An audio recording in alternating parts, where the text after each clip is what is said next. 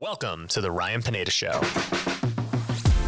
where our mission is to invest, I only expect to make money in things that I understand. innovate, It's about believing in the future and thinking that the future will be better than the past. and inspire. I am much more likely to hit my goal just due to putting it out there.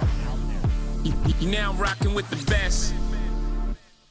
What's going on, everybody? Welcome to another episode of the Ryan Pineda Show. Today, I have got the guy who wrote one of my favorite books of all time, Your Next 5 Moves, none other than Patrick Bet Daivd. What's up, man? Not much, man. It's good to have you here. Yeah, I appreciate you letting me come out to your office and everything, man. It's beautiful. Thank you. Yes, we picked this up a few months back, and we made it valuetainment fairly quickly. So it's Yeah. Did you buy it or you guys are renting good. No, this? we bought it. We bought this one, and we bought another one that's a mile away from here that we're turning into a whole comedy club type of a deal with 200 people in attendance, where we're going to be doing live podcast with a massive LED TV sitting there where different podcasters can host their podcast. It's going to be pretty insane.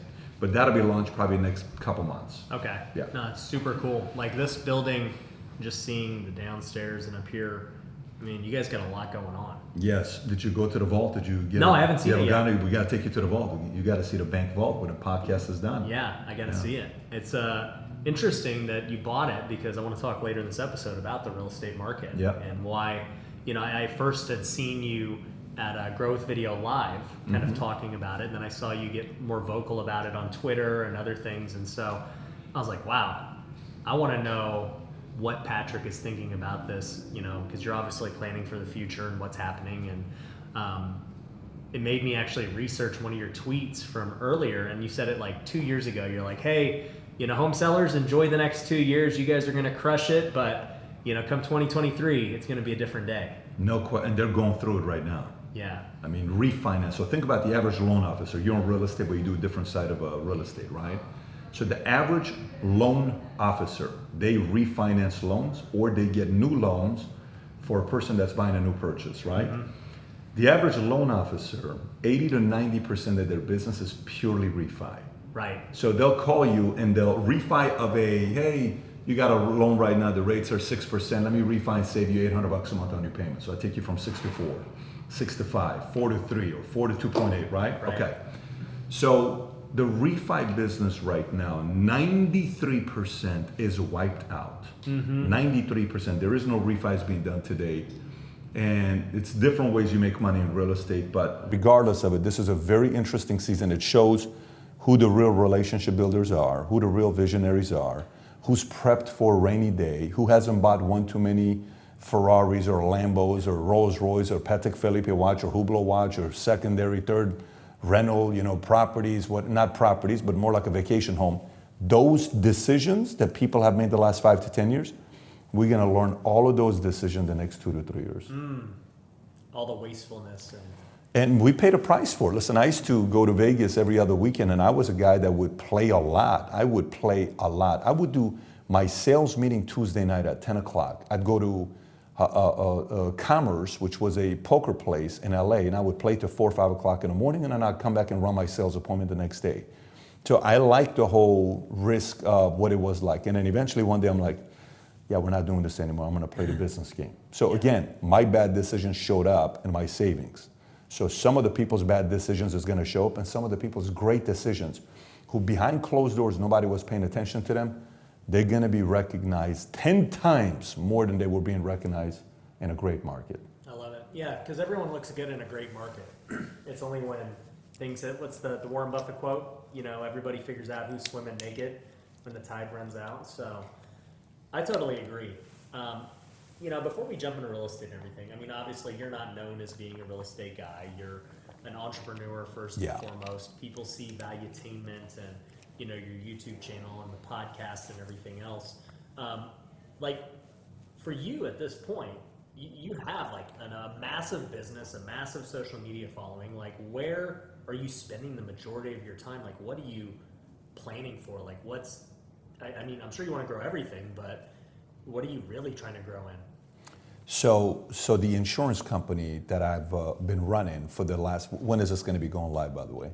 Probably a few weeks. Okay, so then by that time it'll be public. I just sold my insurance company last week. Oh, wow. Yeah, we've been going, thank you. We've been going through it for The last 3 years, it finally got done, and it's a done deal, and multi 9-figure transaction that we're talking about. So that was part of the insurance company that we're doing. Now I'm still the CEO, acting CEO, and I'm helping grow the company and helping those guys out. My scheduling doesn't change with that part, so that's the insurance side. I said I'm going to give 20 years. It's been 20 years, and now it's the next 2 years of being the CEO helping out. I'll go through that process as well. That's just for the transition. Yes. Now obviously I'm still helping grow the company, but on the other side, the media side, valuetainment. Valuetainment for me, media has been a part of the play for a while. It went from being a YouTube channel to a media company. I said, listen, this can be a lot bigger. When we chose the Valuetainment name, that was the name of a publicly traded company ran by a CEO named Dirk out of Germany, whom I called and I said, I want to buy your domain, valuetainment.com. And he says, I'm not selling you my name. I'm on the stock market named Valuetainment. I said, I want to buy it. He said, I'm not going to sell it to you. I said, no problem. 2.5 years later, he sold me the domain. I picked it up for $27,000. We own Valuetainment. It's not a bad deal. He wanted $500,000. Eventually, he gave it for $27,000, which was great. And he changed his company's name to Value Tees. So he went to Value Tees. We went to Valuetainment. And then I said, hey, if we're going to do this, we got to do this to run a media company. So within Valuetainment, there's a consulting business that we run. There's a vault business that we run, with where attendees, entrepreneurs from around the world come in. There's a podcast business. Now we're recruiting podcasters. There's original content series that we're doing, documentary that we're doing. We'll be doing movies as well, an OTT model, and then that'll be a media empire competing with the likes of, what Ted Turner did, what Kirk Kerkorian did, combined together. That's that part. And then obviously I got 4 kids. I got a 10, 8, 6, and a 1-year-old. And within the family, we have a whole different desire and vision that we have on what we're going to do with them. But that's what the plans are with some of the things I'm running. Yeah. So let's talk about social media. This is actually how you and I really got to talking. I met you at Growth Video Live, and you gave me some really good advice for social media. You said, hey, every time we grew Valuetainment, we, had a benchmark we wanted to hit, and eventually when we hit it, we took a break. Then we kind of just reevaluated where we were. We reinvented ourselves for the next phase of growth. And so for me, one of the things I'm doing right now is pretty much vlogging. And it's just this whole new thing that is just a different point in my life that I'm really enjoying. People seeing the behind the scenes of these meetings and these podcasts and the conversations, and it's going really well right now. But one thing, when I look at you and Gary Vee, is you guys have been doing social media a long time, way before every entrepreneur wanted to do it. I recently got in the game a couple years ago. So Valuetainment going through its different stages of growth, to me, I look at it and I see you're trying to build this podcast conglomerate of all these people. Are you seeing that as a big future for social media, or where are you seeing? Yeah, I think it all has to do with your vision on what you're building. So I think Gary got into this mix right off the bat in 04, 05. I got into creating content in 2013. And then even 2013, you're thinking you're late. And then you got into it a couple of years ago and you're kicking major butt in the last couple of years that you've been in with what you got going on with your content. But here's what you have to realize. Even the next 2 years, 5 years, 10 years, 20 years, the market is always going to be wanting new people with new messages and a creative way to deliver a message to an audience that they weren't getting before. And there's a unique connection with an audience that you're gonna find, right? Then when you find that audience, you'll find, say, 50,000 people that follow you and they say, I like the way Ryan says things. I like what he stands for. Hey, you should check it out. You should check it out. Then that goes to 200,000. Then maybe it goes to 1 million. Maybe it goes to 2 million. Then you flatline. And at that point, you found your audience. Maybe you grow 0.5%, maybe you grow 1%, maybe you grow 10% a year, but you're no longer growing the way you were growing. So what do you do now? Well, at that point is where a lot of people get stuck to recreate themselves. And they become, one-trick pony. This is all I can do. This is all I can talk about. And this is all I can tell. You're kind of getting stuck at that point, right? So for me, it's constant recreation mode of what we want to do. And it's a lot of tests. On the podcast stuff that we're doing right now, I'm doing that for different reasons because I think the way you communicate a message, especially with value and to get people's attention, you do it through laughter, you do it through entertaining people, hence valuetainment, right? Entertainment. So we just launched a valuetainment comedy channel, which now we're recruiting comedians. Why? Because humor is what we need. The next 2 years are going to be very, very stressful for a lot of people. Divorces are going to be high, drinking's going to be high, alcohol's going to be high, drugs are going to be high, fights are going to be high, bickering's going to be high, parents upset at their kids going to be high. And what people are going to need next 2 years, rather than trying to get drunk, rather than trying to do stuff that's going to hurt your body, you need laughter. So valuetainment comedy is because people need to laugh. So, and then eventually you're getting to a point where you look back and you say, okay, we got the business thing going here, we got politics going here, we got sports here, we got comedy here, we got education here, we got all these technology things here. Now we have a real business that we're building, and then at this point it's getting bigger and bigger. So it's, for me, anytime I do anything, the step number one for me is getting clear on what my vision is, and it's not like, hey, I want to be that guy, I want to be this guy, I want to be that guy. Here's what vision moves me. I can't help myself but stop thinking about X, Y, Z. Okay, a week later, I'm still thinking about it. A week later, I'm still thinking about it. It's how I buy stuff. So let's just say if I want to buy a car, I'll look at it 1 week, I'm like, man, that's a sick car. Then I'll go sit in it, man, that's a sick car. I'll go look at it a month later, that's a sick car. 2 months later, I'm over the car. I'm not buying the car, right? So vision. I get excited about a vision. I watch a documentary or a movie and I read a book. I'm like, oh my God, I'm touched, man. This was sick. A week later, I'm still fired up and I'm still reading articles. A month later, I'm still reading books on it. 5 months later, I'm still as obsessed as I was day one. This is a real vision. You got to do something with this. Then the next step is recruiting people. So here's the vision, then it's recruiting people. So when you ask about the podcast people, I'm in such aggressive recruiting mode right now, and it's not even salespeople, it's recruiting executive, movie directors, producers, presidents, content creators, folks who are all in the entertainment side, who know how to put things together. Massive recruiting mode right now to see what we're going to build with valuetainment. I love that. So to me, obviously you're selling what you've already sold, the insurance company. And so it just seems like the full focus is now going to be value. Well, I mean, for the next 2 years, you're going to transition, but after that, it's just valuetainment all the way. Within valuetainment and, within my own podcast, and yes, but it's going to be stuff that I'm going to do within valuetainment. We have Valuetainment Investment Group that we've launched, which means if you have an entrepreneur that's running a business doing $5 million a year, $10 million a year, $20 million a year, $50 million a year, this person wants to raise $20 million, we're going to go help you raise that capital. So there's going to be an element in that. We're already doing that for small entrepreneurs, but all of that's going to be under the umbrella of valuetainment. But there's a lot of things that are under the umbrella of valuetainment. So yes, that's it's not that's just what, all content. There's all these different pieces. It's not. I mean, obviously, you come here, you walk downstairs, you're seeing 40, 50 people working here. They're not just working here cutting episodes, right? They're doing a bunch of different things that they're doing here. You go to the other place, you're like, what the hell is going on over here? You're realizing this isn't just a YouTube channel. There's stuff going on here. Payroll is a big payroll. You don't pay these guys, just a $5,000 payroll, $50,000 payroll, $100,000 payroll. There's a payroll here. So that happens because jobs are getting done and money's being made, but this is just the beginning. Yeah, the one thing I noticed about you is it's very different from most guys you see on social media where maybe they talk about the same thing all the time, right? Like even a guy like me, you might be like, oh, he talks about real estate a lot. Then you see Gary Vee and you're like, Gary Vee talks about social media a lot and marketing.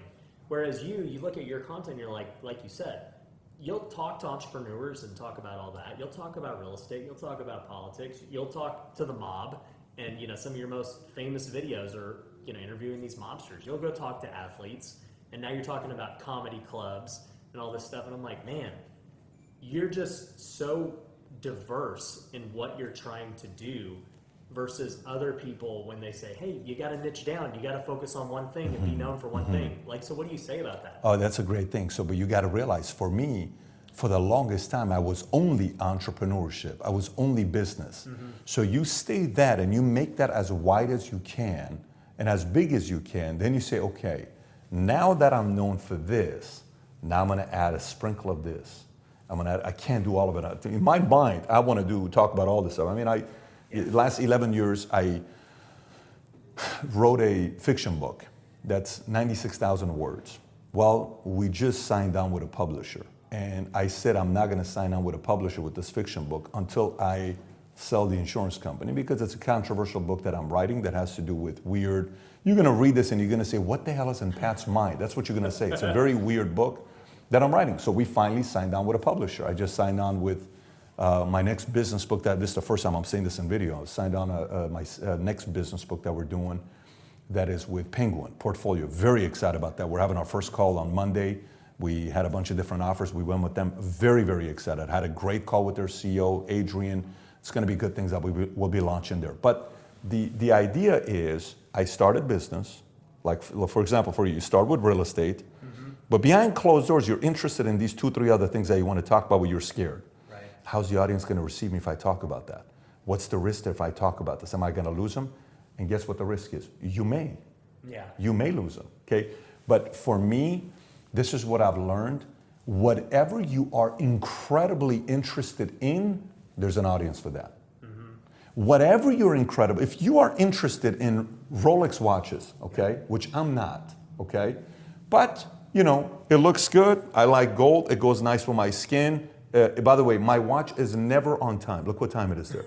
I've never ever fixed the time. We have the what date the is it? 5th. Okay. Today's the 10th. Okay, just so, today's not even the 10th. It's the 11th today, I think. It's Today's the 11th. we're You're both right. wrong. It's the 11th. Today's the 11th, okay, and this says the 5th. But I got this watch because it's nice. I got my wedding band. It kind of goes together, right? I said, okay, cool. So I like this. But if you know Rolex and you say, did you know? Here's a fun fact about Rolex. If I ask you right now if Rolex is a for-profit organization or a non-profit organization, what would you say? It's obviously what? It's a non-profit. It's a non-profit. Rolex is a non-profit organization that's profiting a lot of money. Most people didn't know this. No, I didn't. If you go look up Rolex, people are going to do it right now. You add it to the B-roll. Yeah. Rolex is a non-profit. Now, some people are like, get the hell out of here, Pat. But you see, if you're a watch and somebody says, do you know how these watches became so popular? It became popular because of XYZ. So I'm in France, Paris. I bought this in Paris for my oldest son. One day this is going to be handed to him. So I'm wearing his watch on my wrist, right? I bought a Patek Philippe watch in Venice, and I bought that for my next son. And I go to the store, and the salesperson says, let me tell you what makes these things so special. Do you know the average Patek Philippe watch that's made? Some 1,100 people touch the watch. What? Yes. What are you talking about? Yes. No way. Yeah. Do you know if you own 7 Patek Philippe watches, they will eventually, after 7 that you own, they will make a one of one just for your family. One of one just for your family. Now, maybe a $500,000 check. It may be a $1 million check. But that watch they make that's one of one, it's only for you to one day pass it down to your son. See, when you hear that story, what happens? I'm interested. Yeah.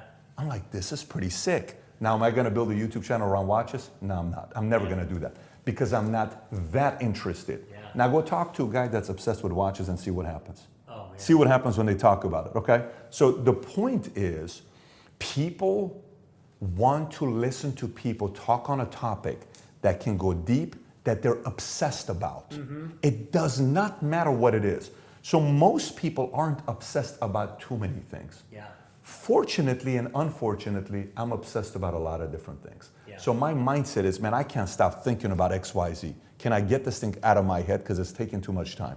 If I can't take it out of my head, then I test the content. Let me do a mob interview, see if there's an interest for it. Wow, there is. Okay, I thought I was alone. Yeah. I thought people were going to say I'm weird. Yeah. No, it did well. It was picked up by World Star and it takes off. So you may do an interview where, I remember one time I went to a conference. This is 2013 when I'm starting a channel, and I'm like a little bit skeptical with, can I really do this? Should I really do this? Man, I'm just an insurance guy. Who am I to think I can create content?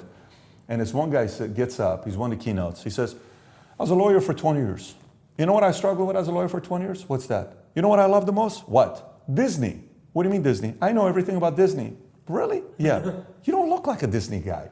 Yeah. He looked like a lawyer. He says, I love Disney. I said, huh. So eventually one day I said, you know, if I could do something for the rest of my life, I want to talk about stuff with Disney. So he started a podcast and a YouTube channel. All he talks about is Disney. All of a sudden he realizes there's tens of thousands of people worldwide that feel the way he does, that are his age, and showed up. Then he got sponsorship. Then he started making money. Then he went from making 200 grand as a lawyer to making $500,000 running a podcast talking about Disney. Now, you can't pull that off, I don't think. I can't pull that off on Disney because I'm not that interested. So if you can find multiple things that you're very, very interested in, that you can deliver the message in a way that's deeper than the average person who only goes 1 or 2 or 3 layers deep, you're gonna have a wider audience. That's kind of how this works out. So I'm just a little bit more obsessed about a few or more topics. If you're listening to this podcast, then my guess is you're interested in real estate investing. Some of you are just starting out, while others are trying to scale their business to the next level. But the problem is, with so much information out there, most people don't know which program or coach to trust. Well, I'm a bit biased, but I believe my company, Future Flipper, can help you get to the next level.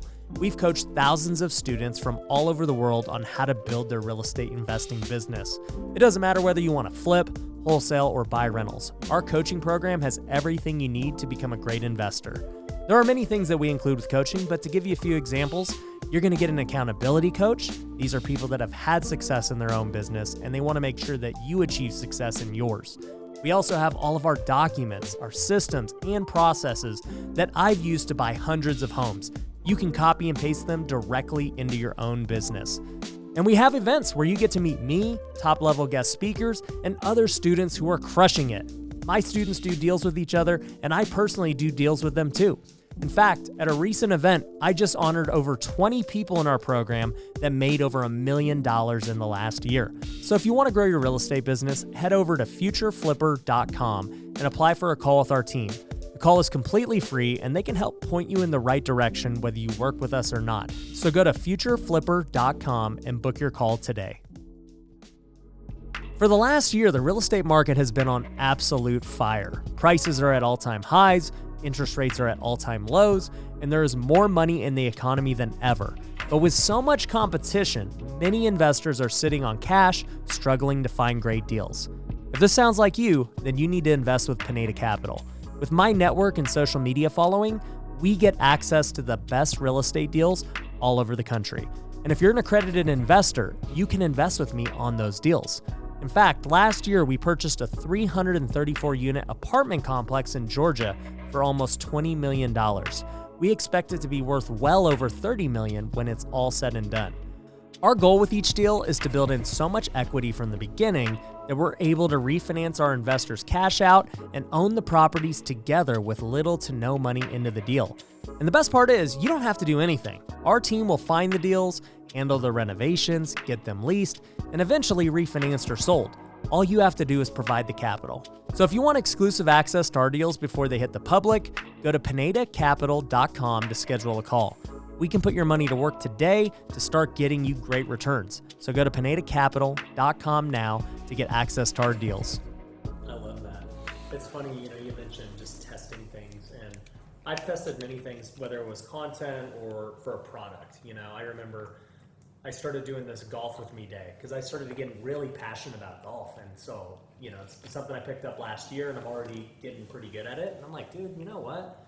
I wonder when's the last time somebody went pro at mid 30s. Has it ever been done? I'm like, how cool would that story be to do it? But anyway, so I post about me golfing all the time. And sure enough, I was like, I bet you people would probably pay to golf with me. Let's just see what happens. And so I just put it out there. I'm like, hey, if you want to golf with me, you get to spend 4 hours. We'll talk about business. We'll build a relationship, hang out. And anyways, I just put it out. I was like, I don't know, $2,500. 20 people signed up. I was like, holy crap, there's a big amount of golfers and business 50K right people. there, exactly. Yeah, and then I had to raise the price, and it was just there's this demographic of business people who love golf, who are passionate about it. And it's funny because the people who golf with me, some suck at golf and they just want to talk business. There are others who are they love golf and they're not even talking about business. They're there for golf. So it's pretty crazy. Once you really find things you're passionate about that are kind of also too already correlated to what you do. But let me tell you, that right there, what you just said, I already went there to say a guy in his 30s decides to be a professional golfer. 7 years later, he becomes a professional golfer. How did you do it? That's a documentary, that's a show, that's on SportsCenter, that's ESPN 3430 type of a story. That's the kind of stuff that people who are kind of well, it's too late for me. No, it's an excuse. It's not too late for you. That's an experiment. Mm-hmm. You're experimenting with something that can lead into something bigger, right? Right. And now me as an audience, I'm watching you saying, wow, this guy all of a sudden got passionate about golf and he does you want to golf with me for 4 hours, 20 people spend $2,500, come spend time with him. that audience is not going to show up. And could that turn into a golf tournament later on? Could that turn into something where you're raising money and Rolex is a sponsor, Chase is a sponsor, things like that? Yeah. Yes. That's because you're passionate about it. And we already did that. We did a charity golf tournament 2 weeks ago. We raised 50 grand for my baseball coach from back when I was in college because he's got a neurological thing going on, and just turning that passion for golf into like all these different things. Great. Yeah, I see all these guys on the Live Tour. I'm sure you've seen that, like how much money they're getting paid. I'm like, man, it seems like they'll take anyone and just take the big bucks. I might as well like take this seriously. It's crazy. I see you got an Aura ring. I got one I just got.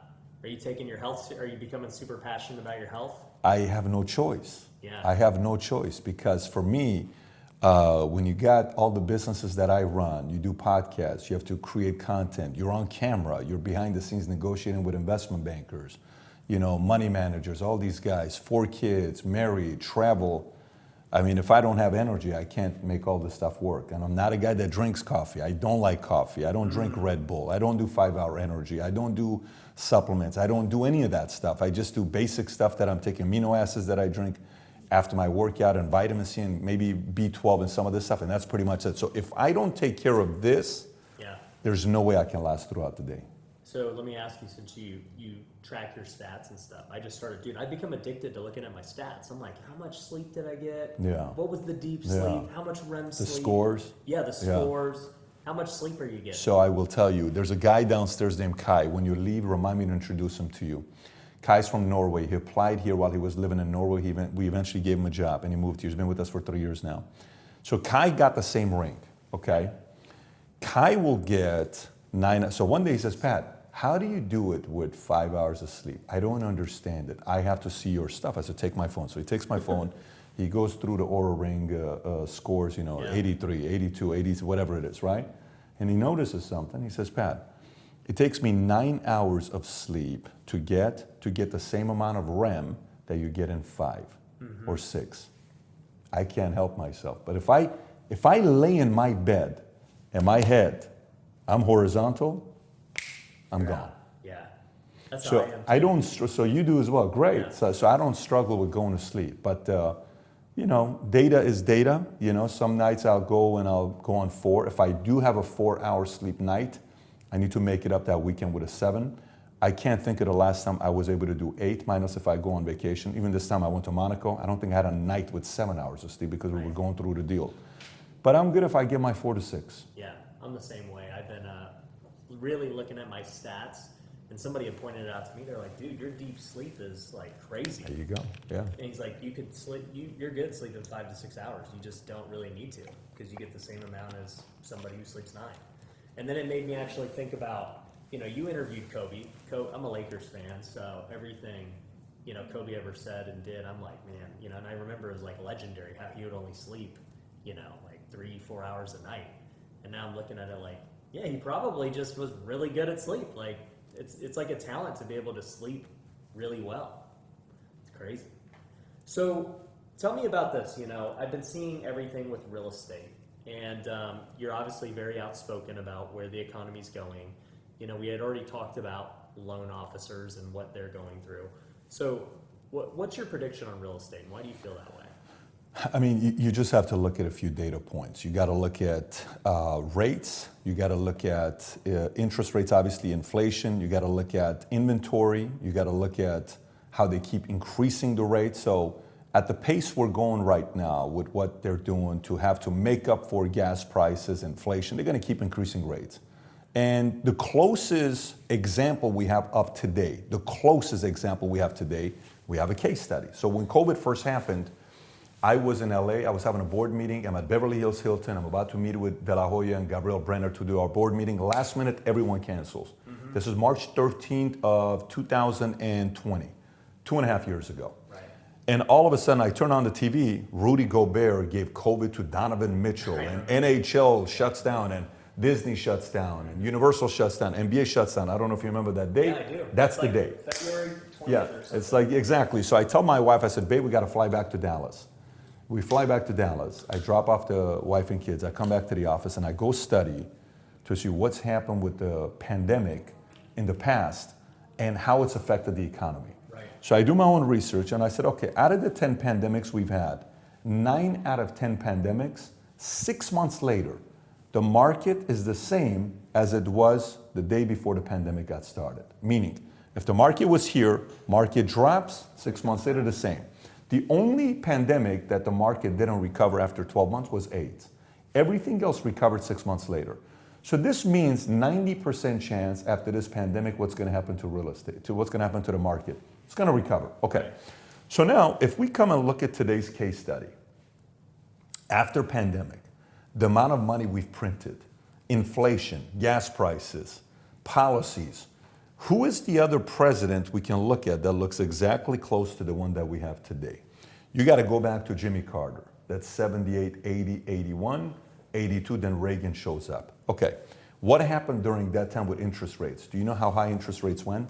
Do you know in 1981, if you wanted to get a 30-year fixed loan, what that interest rate was in 1981? I actually just did a presentation. I don't know if it was 81, but I saw the highest rate was like 17%. 17% is the Yeah. number, 17, So that's 18%. 81, yeah. So check this out, a CD. If you want to get a CD today, it's like a percent. Yep. If you got a CD in 81, you got 17, 18% CD. Crazy. I mean, it's like crazy to get 18% CD, Yeah. right? Okay. Everybody put their money in. Everybody put their money in. But here's what's crazy. Do you remember 20 years ago, in 2002, every day we would see this commercial of a company called ING Direct. Do you remember ING Direct? No. Okay. So you're younger. 20 years ago, ING Direct would say, ING Direct money market, 4.25%.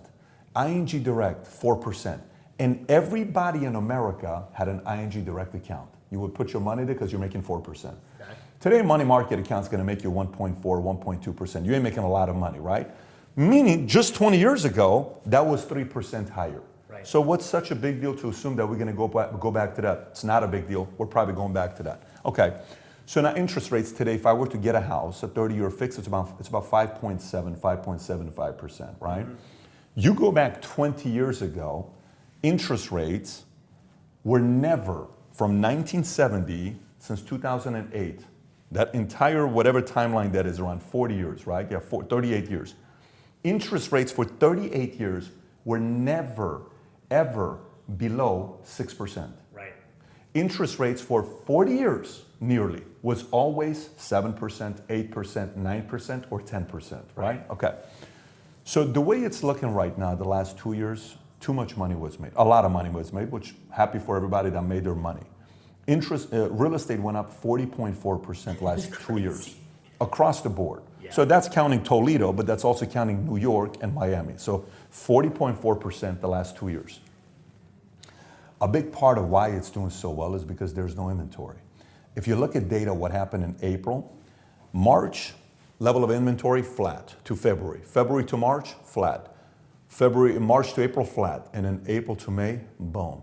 May to June, boom. Mm-hmm. If inventory keeps going up, prices of real estate is going to go down. Yep. In the next 2 years, could we see a 40 to 60% drop off in real estate? We may see it in the next 2 years. Now, some are saying that won't happen. Some are saying, well, there's no way in the world that's going to be taking place. If people are getting unemployed, if companies are hiring, if companies are rescinding offers today, we have not seen companies rescind offers for 15 years nearly. You know what a rescinding offer is? So you get a job from me, I'm Tesla. We give you a $120,000 salary and you start day one on July 18th.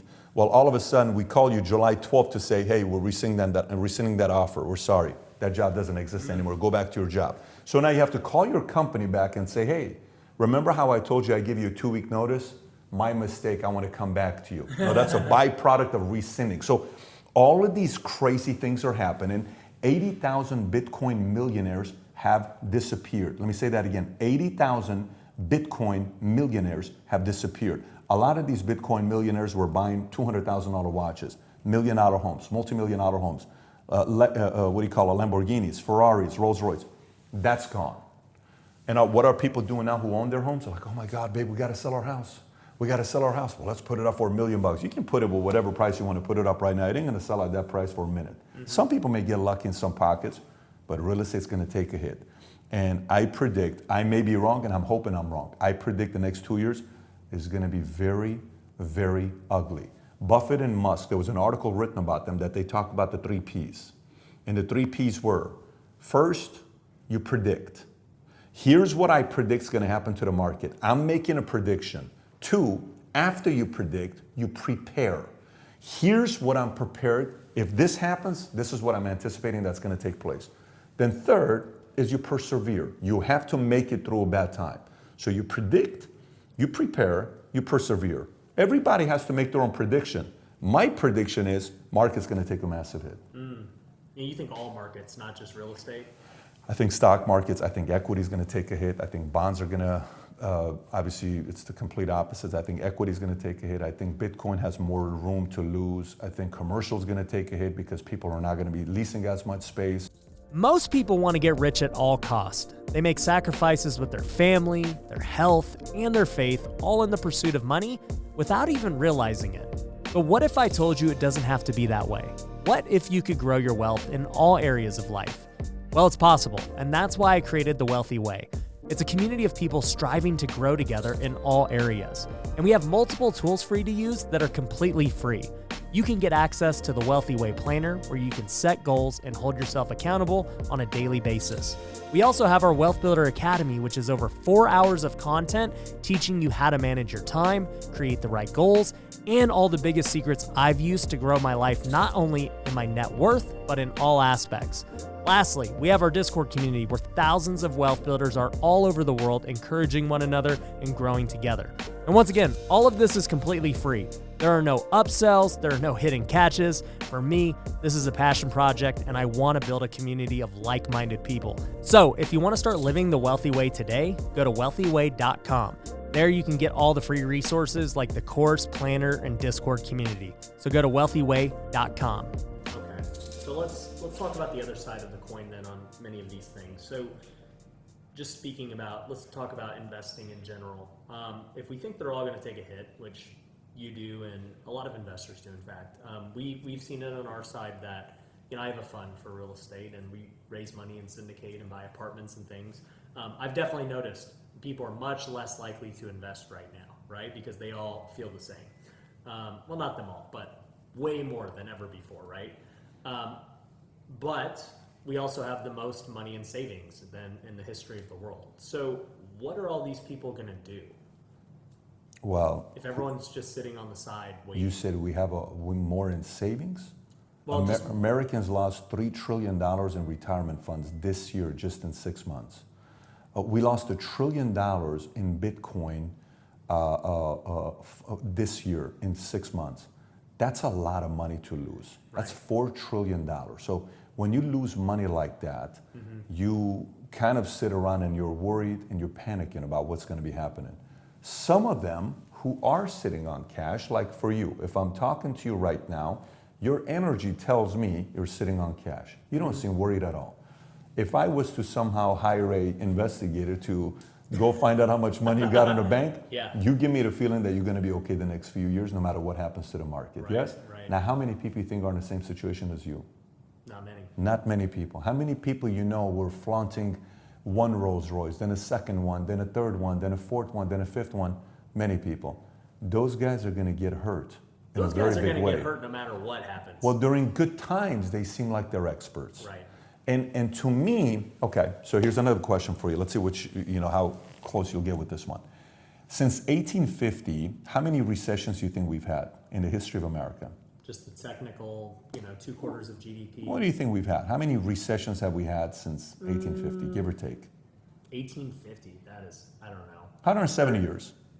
Let's say 30. Okay, it's 44. You're pretty close. So if you break it down, we have a recession every 5 to 10 years. Yeah. Okay? Historically, we've always hit our 5 to 10 years. Okay? But this is 5 to 7 years when we do the math, right? Do you know when's the last time we had a recession? 2008. That's 14 years. So you gotta realize, we're way overdue. Meaning the last 14 years, we should have 2 recessions. Right. We haven't even had one yet. So it's kind of like this. Imagine a bodybuilder, okay? When a bodybuilder is preparing for a competition, what happens? At one point in my life, I wanted to be a bodybuilder. So I go to Mr. Olympia and I talk to these guys. What do I need to do to compete? And I told them specifically, tell me the drugs I need to use to compete.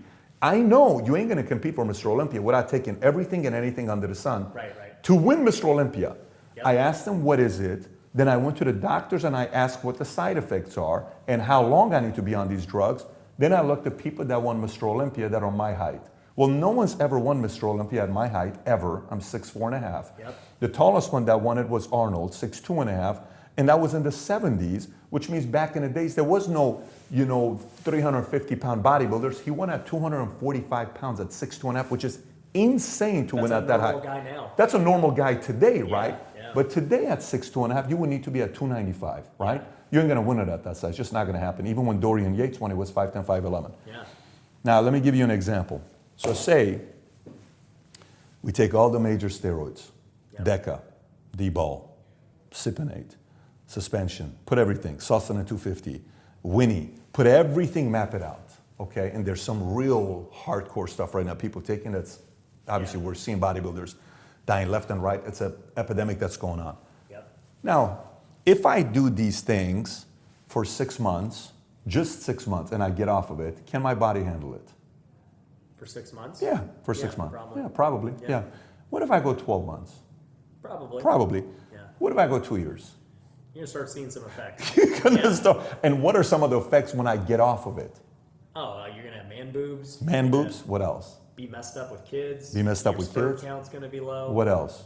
You're going to have to get back on it because your body just can't function without it. Because your body hasn't produced natural testosterone for 2 years because it's been fake. So your body's sitting there saying that machine that produces testosterone has taken a 2-year break. What happens if you take a 2-year break from YouTube right now and you decide to come back? You think you lost some audience? Oh, yeah. That's a long ass break, right? Okay, so watch this. Imagine you do all of those drugs and growth hormone, everything at the highest level for 14 years. And you decide to get off. Well, you can't get off.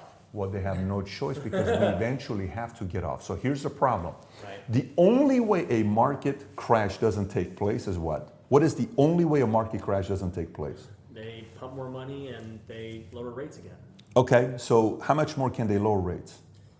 Well, If they lower rates, inflation goes up, Yep. right? If they pump more money, value dollar goes down. Right. If they keep pumping more money, nobody's learning how to compete in the marketplace. If they don't allow some of these too big to fail companies to go out of business, they're delaying the issue for your kids to go through it. But we're gonna eventually have to go through it. Yeah. So my ideal situation is for us to say, let's just go through it right now. let's get it off. Let's get this thing, and it's gonna be 2, 3, 4 years. Let's go through this right now. Get everybody back in America used to 8% interest rates, 7% interest rates. Make that the norm. Go back to, if you wanna buy a house with 25% down. Nobody should have 90% financing, 85% financing, 95% financing. Go back, you wanna buy a $500,000 house? Perfect, no problem, put 25% down. Can you put 125 down? I cannot. You don't need to buy a $500,000 house. So that's gonna bring the value of these things down. Then we're normal, okay? Do you know in 2008 when the market crashed? Here's the data for you. Do you know what the average home that's sold in America to income? So let me say this again. So income to average price of home that's sold. Meaning, if I'm making $100,000 and the average house that was selling is $200,000, that's what? 2 times, right? Yep. Okay. Typically, this number historically in America has been at 3.5 times, 4 times. You know what it was in 08? What? In 08, it was 8 times. Do you know what it is today? 8.5 times. So what is that telling you? Listen, these people cannot afford 8.5 times. The few of us can. The average person making $60K, they cannot afford a $500,000 house. Right. That's what the number is. So all of this data that you look at, you sit there and you say, maybe this is really happening. Now, either Biden can decide to do another, $2 trillion and whatever. Yep. No problem. It's just going to screw it up even worse, okay? Hey, don't worry about it. Here's some more free money. Every time they do more stimulus and free money, guess what that money goes to? It goes to the rich people. The fastest way for the government to hand billionaires $500 billion, you know what to do with that? Give it to poor people and middle-income families. If the government wants to give Fortune 1000 CEOs and founders and all those guys $500 billion or $200 billion, don't give it to them directly. give it to low and middle income families. They'll spend it. They'll spend it, and the money's going to flow to all those Fortune 1000 companies. Now all of a sudden you're sitting there saying, these CEOs' net worth increased by $500 billion. I wonder why. You gave the money to people that don't know how to handle money, and the money rolls to the people at the top. Right. Versus saying, let me create an economy where these guys can compete by telling them what they need to do with their finances. We've taken different strategies, and this is why I believe it's going to be ugly the next 2 years if the government doesn't get in the way. Right. And that's the big if. It is. So it is. For me, obviously, my investment thesis is, I agree with you 100%. Like, we're just delaying the inevitable, and the moment we finally hit a reset will be when things for the long term get way better, but it obviously would take a ton of pain, like you're saying. But when you're investing too, it's like, all right, but we're not just going based on that. We're going based on what do we think the government's going to do? What are they going to do with midterms? The other thing I think about is two things that are a lot different than the last housing crash. One being all the institutional money in real estate versus, in 08, funds and everything weren't buying single family homes. It just wasn't even an asset class. And now today you have billions and billions of dollars of homes being purchased by funds that don't really have an intention to ever release them back to the public, right? Like if they do sell, they're selling to another fund. They're not going on the MLS. So I think that a lot of inventory ends up getting basically taken off. Can I give you some data on that? Yeah. Okay. In Q4 of 2021, for every dollar that was spent to buy real estate, what percentage you think was from investors? Tell me. 20 cents. Okay. Just 20%. Right. That's a big part of which you're right. What you're saying is you're absolutely right. The Blackstones are coming in and they're buying this building, or they're buying that building, or they're buying this building, for sure. Do you know what's happened to that number in the last quarter? They've dropped 17%. Mm-hmm. So meaning they're not putting their investments the way they did before. Right. Go to builders. Here's what's going on with builders.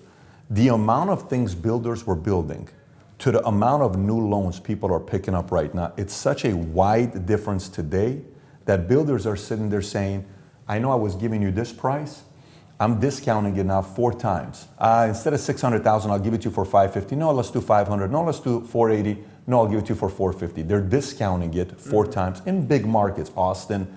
These things are documented, so you can find these types of data. So when investors and builders are playing defense and they're slowing down, you have to pay attention.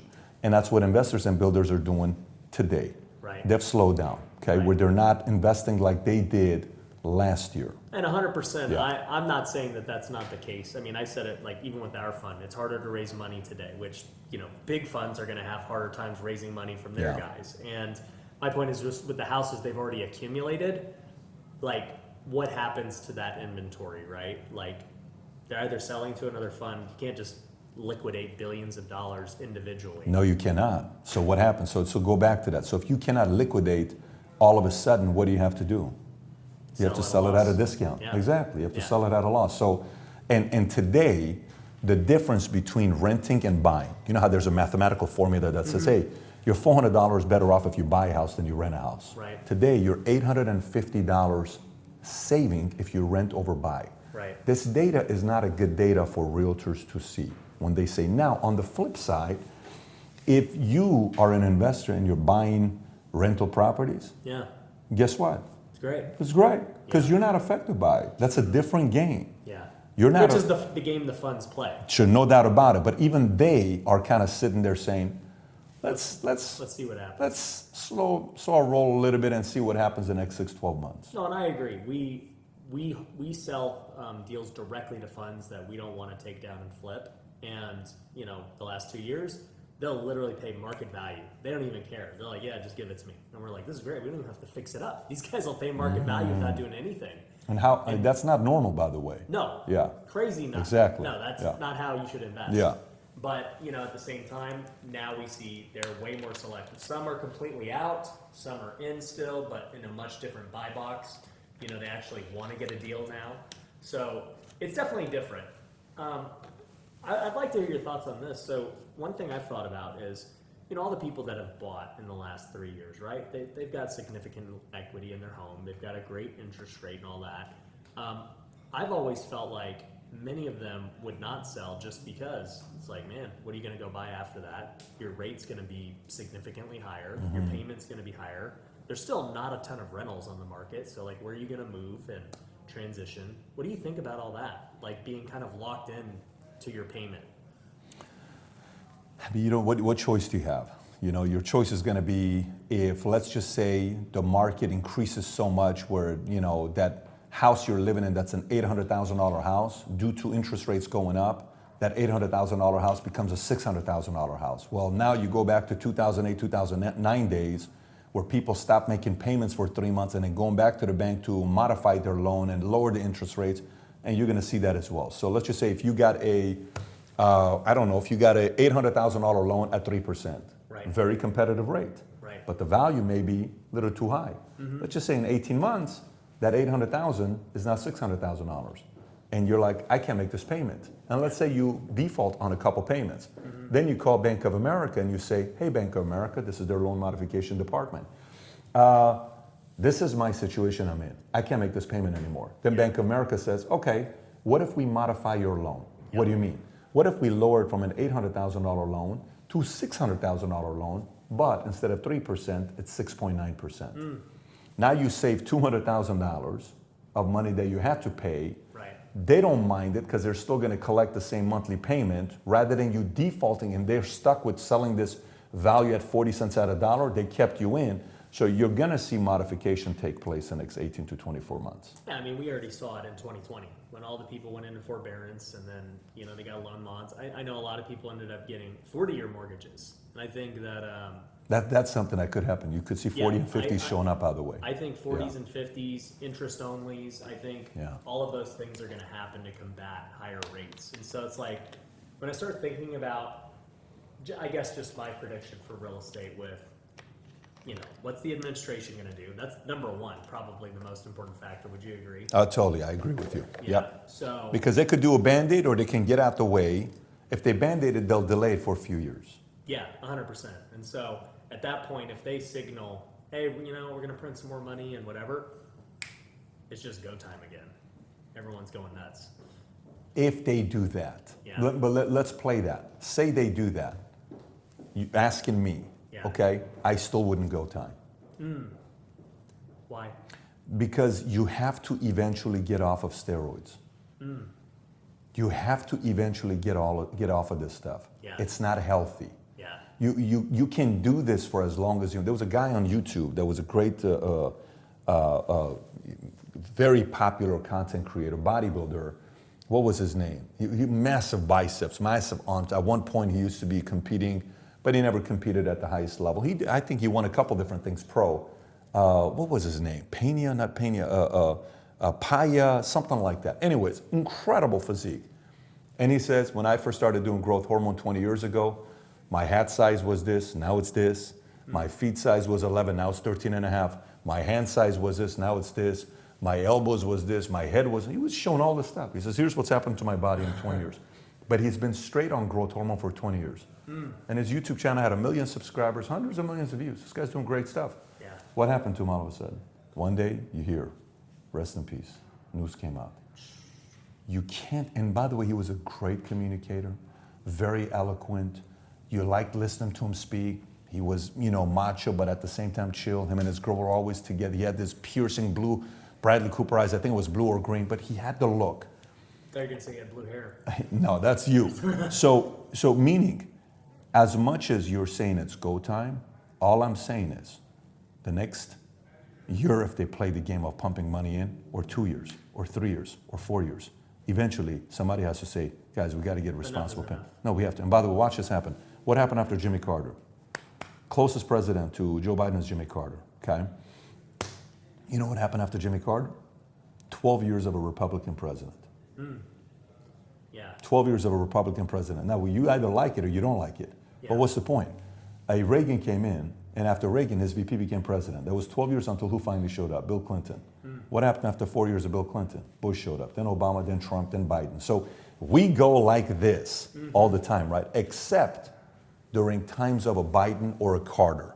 When that happens, we just say, listen, guys, because at the end of the day, this isn't a Republican or a Democratic thing. This is who can sit there and get the economy in order without spending money.